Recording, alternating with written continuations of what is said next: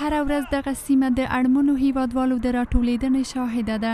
یاد کسان د نبیزاده مرستندویه بنسټ د روژې میاشتې برنامې په چوکاټ کې یوه ورځ پاخه شوي خواړه او بله ورځ لومړني خوراکي توکي ترلاسه کوي.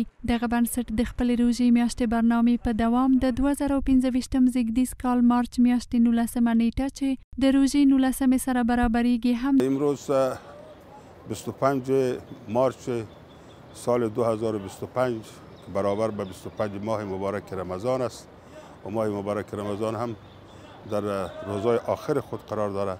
این کمک که شامل آرد و روغن است برای 150 فامیل کمک صورت میگیره. مسئولین وایي دغو کڅوړو کې اوړه او غوړي شاملیږي او هغو کورنیو ته چې د مخه امروز یک تعداد از دوستای ما هستند که اونا معاشای بسیار کم داره و همون معاشی که اونا میگیره معاشات خود تامین کرده نمیتونه. به اساس لازم دانستیم که اونا را هم زیر پوشش کمک‌های خود قرار بدیم.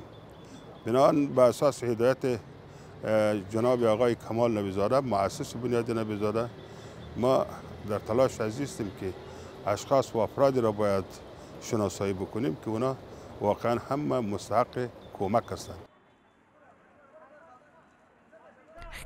ما ابراز سپاس و قدردانی میکنیم که همه ساله بنیاد خیریه نبیزاده و شخص نبیزاده صاحب لطف میکنن و برای یک تعداد زیادی از مستحقین در ولایت بلخ کمک میکنن، از او جمله برای خبرنگارا کمک میکنن که کمک های از یا هیچ وقت فراموش مردم نمیشه، فراموش خبرنگارا نمیشه. نبیزاده مرستندویه بنسټ مرستو څخه خوښ دي. دوی د نبیزاده مرستندویه بنسټ له دایمي مرستو په ځانګړې توګه د نبیزاده مرستندویه بنسټ وضعیت زندگی ما خراب است. خداوند خیر بده کمال نبیزاده را که با مستحقین کمک‌های زیاد میکنه.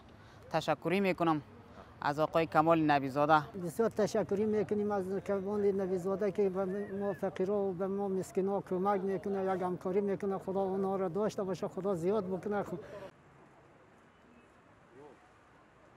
په داسې حال کې چې د روژې مبارکې میاشتې پای ته رسېدو ته 10 ورځې پاتې دي، مسؤلین ډاډ ورکوي چې د نبیزاده مرستندویه بنسټ مرستې به همداراز دوام